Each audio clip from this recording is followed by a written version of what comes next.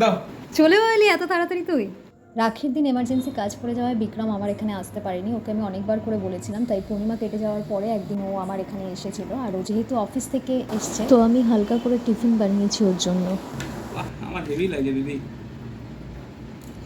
ও আমার জন্য এই চকলেটের প্যাকেটটা এনেছে। দুজনে চা খেতে খেতে খানিকটা গল্প করে নিলাম। থ্যাংক ইউ দিদি। এখন আমি বিক্রমের জন্য যে গিফটটা কিনেছি সেটা ওকে দেবো, আর ওর রিয়াকশনটা জাস্ট রেকর্ড করবো। ও বাপ রে বাপ, দেখো ভাই সাহ, লজ্জা লাগছে দিদি। পুরি আরে বাড়িতে নিয়ে যাস, বাড়িতে গিয়ে খাস।